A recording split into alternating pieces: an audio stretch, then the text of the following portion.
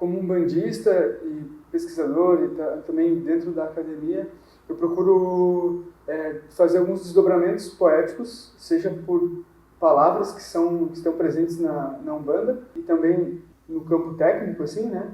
Tentando, de alguma forma, fazer alguns desdobramentos, né? Eu escrevi dois projetos ali, né? Um era o peão e o outro mais esboçado, as ponteiras, né? Então, mas o objeto principal era o peão.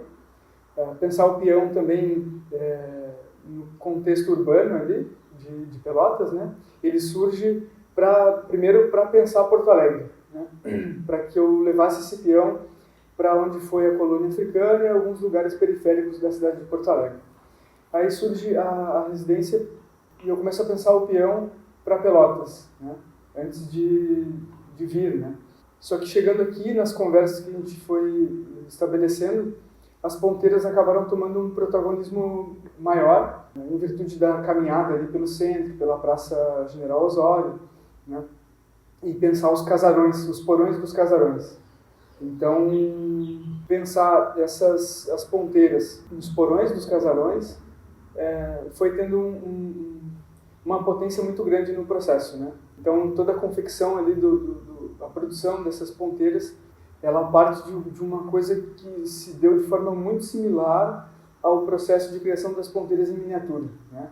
Desbastar os cantos, fazer a ponta, pintar. Então tem um processo que é muito parecido e ao mesmo tempo é diferente porque a escala muda, né? Da produção das ponteiras pequenas, dessas varetas pequenas, né? A ponteira nesse contexto religioso, ela é de metal, ela tem um outro material, ela se constitui de outro jeito. E eu consigo, de alguma forma, desdobrar esse elemento para as ponteiras e transformar como se fosse um jogo de pega-varetas, né? Desde dela em escala menor até até a grande escala, assim, né? Que também vai se desdobrando a partir desse objeto construído na residência, né? Que ele toma outras proporções no corredor, ele se desdobra nas fachadas dos casarões e também na fonte, né? E, enquanto elemento escultórico, ele também tem ganha uma outra dimensão, né? As cores que eu acabo pintando, as ponteiras, elas são referentes a Exu, né? O vermelho e o preto, sobretudo, e também uma referência à coral, que está presente nos pontos cantados de Umbanda. Então, eu procuro fazer esses cruzamentos desses campos para tentar, de alguma forma, realizar essas inserções no espaço público, que tem sido investigado a partir de agora, assim, né? Tem sido potente para pensar um desdobramento poético a partir disso, né? A partir da construção dessa grande escala, né? Do objeto, que antes se servia como projeto nos desenhos em folha milimétrica, né? Então tem uma dimensão ali no desenho do projeto que faz com que o observador, de alguma forma, construa mentalmente esse ambiente arquitetônico, né? E quando eu lanço isso para grande escala, as relações são outras, né? E os desdobramentos ainda são outros. Foi muito interessante perceber como esse ponto de cor, como a ponteira se apresentava no espaço. Até a própria ação de enfiar as ponteiras nos porões ali tem um movimento que é outro do jogo, né? É outro jogo que está ali, é um jogo mais simbólico e histórico, né? Em virtude de que nos porões eram abrigados os povos escravizados e tal, né? Então tem toda essa carga simbólica que, de alguma forma, essas ponteiras acabam, pela inserção, tentando ativar, assim, né? Até chegar no chafariz, por exemplo, né?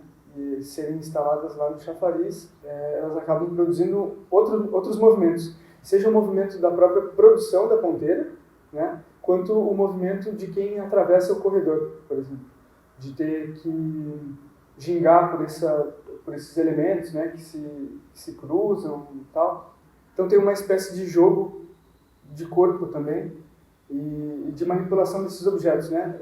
Quando a pessoa que vai atravessar retira essa ponteira de lugar, ou vai criando obstáculos para outras interações, assim, né?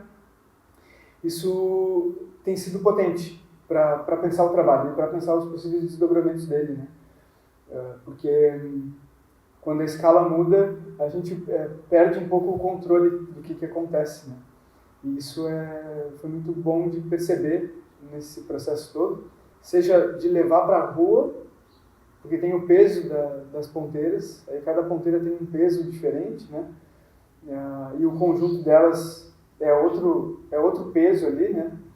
Então tem o peso delas, o peso simbólico e histórico dessas ações na rua, né? E o peão, ele era o protagonista, assim, né, do projeto, ele acaba num segundo plano, mas ele também vai para a rua, né? Então eu instalo ele na esquina do axé e fico durante uma hora e meia, mais ou menos, prestando atenção no que as pessoas poderiam fazer com o peão, né? Algumas olhavam, outras passavam e não percebiam o objeto ali, né? E, enfim, tem essa brincadeira com a palavra peão também, né? Que é o peão do xadrez, é o peão do jogo, do brinquedo, né? E o próprio movimento do peão de giro se assemelha ao movimento do médium na Umbanda, né? Então, todos esses elementos eu acabo cruzando para criar sentido para esse peão, né? Então, esse projeto dos peões, ele acaba partindo da ideia de rua, e é muito legal como a interação pode se dar de outras formas, né? Desde do menino pegar ali e tentar destruir o peão, né? Identificar que é um peão e tentar fazer ele girar de alguma forma, e aí, enfim, ter essa interação um pouco mais bruta, né? Faz parte também do jogo e desse contexto de rua, né? Tá na rua, tá sujeito a qualquer interação possível, assim, né? E dentro do espaço expositivo, o peão ele se constitui de uma outra forma, né? Desde um ponto de cor até a interação das pessoas tentando fazer ele girar também, né? Um modo disfuncional também desse giro, né? Que aponta para cima e para baixo, né? Ele faz de alguma forma uma conexão, né? Entre aquilo que está embaixo e aquilo que está em cima, dessa mínima área de contato com o chão, encostado ali e com aquela ponta e uma outra ponta solta, assim, né? E a própria produção do peão também se conecta conceitualmente com a ideia de giro, porque ele é feito no torno, então ele gira sobre o próprio eixo, né? Mas ele também é um objeto que não é funcional porque ele acaba não girando, né? Então, a partir das interações, o giro foi se dando de outra forma, né? As pessoas acabavam deitando o peão para girar ele como se fosse uma garrafa, assim, né? Então, o giro se dá num outro eixo. Isso é interessante de perceber, né? Então, esses fatores foram interessantes de perceber. O movimento das pessoas atravessando o corredor, manipulando os objetos, que é um outro tipo de manipulação das ponteiras pequenas, né, em escala pequena, e também da interação com os peões, né? Eu acho que isso fez o trabalho crescer e com possibilidades de se desdobrar ainda, né? É interessante de perceber no próprio processo que a gente tem alguns trabalhos que são encruzilhadas, que tu toma caminho, é um caminho de inflexão, né? Então, esse trabalho que eu desenvolvi aqui, eu tenho certeza que ele é um ponto de inflexão, né? Porque ele muda a minha relação com os objetos e a relação das pessoas com os objetos. Coisa que, pela primeira vez, por exemplo, eu coloco a caixa para que outras pessoas interajam com ela, né? E da mesma forma isso acontece com as ponteiras em grande escala, com os peões. Então, o que antes tinha uma certa segurança pela fotografia dessas montagens, né? Ou pelo vídeo, as pessoas não tinham uma interação imediata, a não ser pela fruição, né? Pelo olhar, era mais passivo, assim. Então, esses movimentos de atividade, de ativação do espaço pelas pessoas que passam pela exposição, eu acho que tem algo de inflexão aí no processo poético, sabe? E eu acho que isso é uma das encruzilhadas que o meu próprio processo está tomando, assim, né? Claro, ainda tenho que assentar tudo isso para pensar o que foi esse processo todo, esse contato que eu tive com vocês, com com as outras pessoas que vieram falar das suas próprias pesquisas e como viam o meu trabalho. Isso faz total diferença assim, no próprio processo, né? Que é colocar o trabalho para jogo.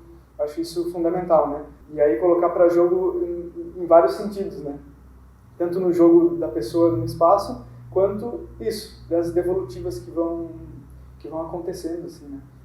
E eu acho que o processo da residência foi super importante por causa desse ponto de inflexão.